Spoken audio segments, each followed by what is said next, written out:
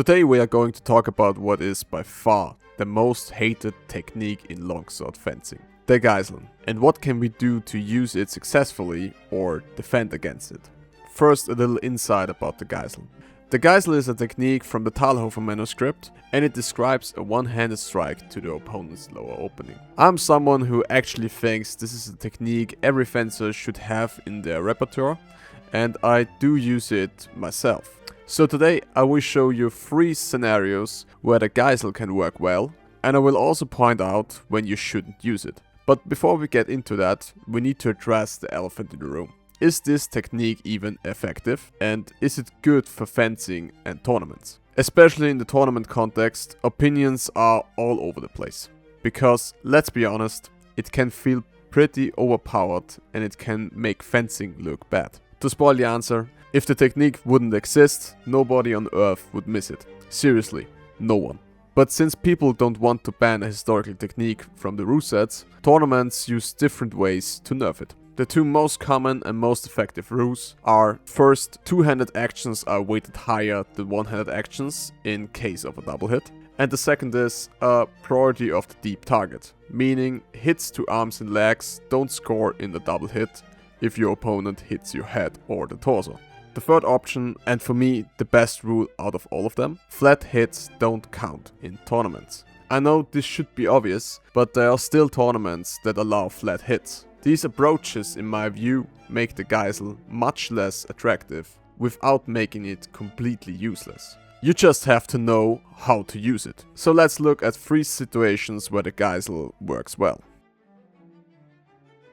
This happens a lot, but it takes a trained eye. Many fencers unconsciously follow a pattern when closing the distance. Some hide their attacks behind feints, others behind footwork. While fencers who use feints a lot are often harder to read, the fencers who use footwork pattern to hide their actions are usually easier to read. Common patterns include bouncing back and forth, or step sequences like 2 steps forward and 1 step back. For the Gayszlen to work here, 2 things matter. You need to be far enough away that your opponent cannot just reach you. Second, the pattern must exclude an immediate attack. That means no pattern that actually could also be a preparation step. To understand this, remember a core fencing rule. Hands go first, then feet follow. That means hitting someone during a leg movement is often safer than hitting someone who's planted and stands still. So you want to make sure your opponent can't launch something like a prepping step, a step that sets up an attack. If you can make sure that this is not the case and your opponent is not making a preparation step, the Gayszlen becomes very safe. In this example, it's clear. My opponent is bouncing, but that bounce isn't dangerous. The moment they initiate the jump, you start your Gayszlen, and they will jump straight into it. Even if they wanted to attack, they first had to manage the landing, and by the time they land, they are already hit. In the next tempo, you can safely withdraw from the exchange, and preventing the afterblow becomes much easier. I've used this example before in my footwork video, but it's also perfect for the Gayszlen scenario. The Gayszlen works best when your opponent can't use footwork to escape. Here my opponent already has 1 foot outside the ring and can't retreat anymore, because stepping back is equal to losing the point. So they are forced in either moving forward or taking a small reset step where they briefly pull both feet in, but then must step forward again to avoid falling out. So you can plan the Gayszlen at exactly the right distance. Either it hits or they step out of the ring. Either way, you are very likely to score. Even here, watch their body tension. I often recommend feinting an attack to the upper target first to delay the immediate counter threat. After the direct to the feint, you can continue with the Gayszlen to the leg.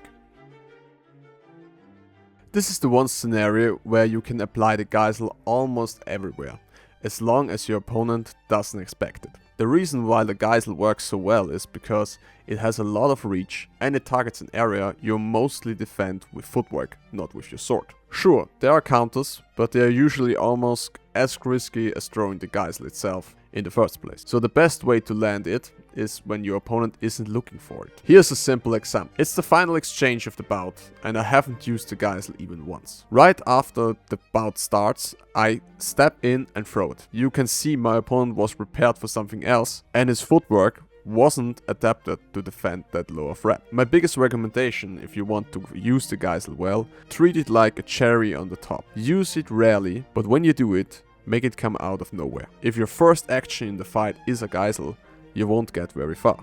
Because now your opponent is expecting you to do another one and will adapt to it, so it will be harder to get another one in. When and where to choose specific actions in a bout and how a real game plan looks is a topic for another video. So if you don't want to miss that, consider subscribing. So how do you defend against it? The only answer I can recommend with a clear consistency is footwork. There are techniques like stopping or blocking it, like for example the Sperren, but honestly they usually require a full commitment. And if you do that, your entire upper line opens up and it's way easier to get a thrust and a high strike in. So I recommend learning two things. A compact half step, where you pull both feet together and then let yourself fall forward again. This was the technique that helped me most. You can build it into training easily, and I also recommend drilling the Gayszlen itself, because once you understand the escape, it becomes much easier to counter. The second one is fast fencing steps back, but followed by an explosive attack.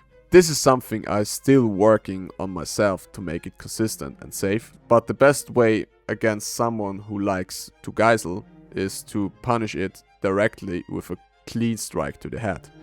If they eat that once, they will think twice before trying it again. So to sum it up, we're not getting rid of the Gayszlen anytime soon, and if it doesn't fit your style, you don't have to use it, but you absolutely should know when it's likely to happen and how to deal with it. Otherwise, this technique is going to haunt you in your dreams.